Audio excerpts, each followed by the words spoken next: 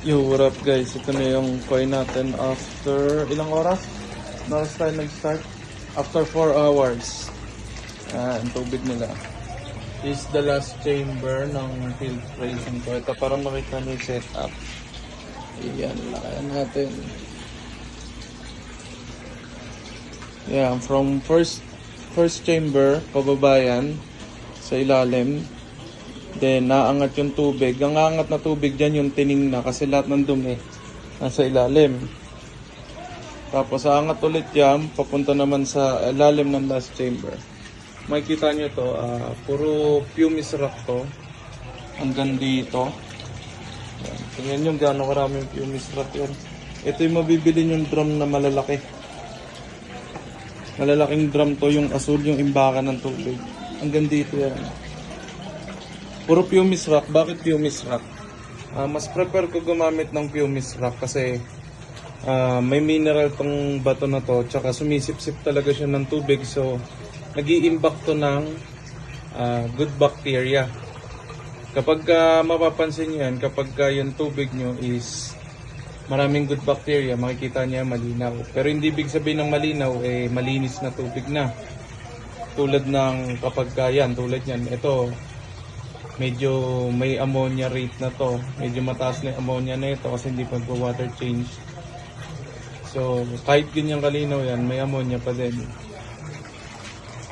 So, kailangan dyan kapag may ammonia, water change, then rock salt. Tapos, sa second chamber ko naman, yung filter brush.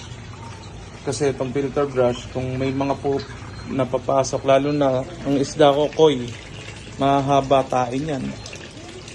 Sasabit yan lahat dito sa filter brush. Yan.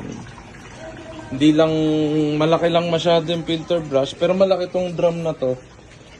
Yan, malaki yung drum na yan. Kasi na-order ko kasing filter brush. Sobrang haba, I guess 60 cm. Hindi ako nagkakamali, it's 18 inches. Hindi ko sure Yan, makikita nyo yan dyan. Ay, madilim pala.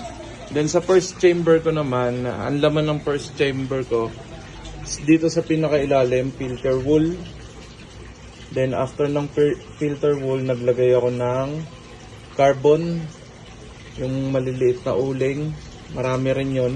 Kasi nakakatulong yun sa pagpapalinaw ng tubig. Tapos after carbon, naglagay ako drop mat.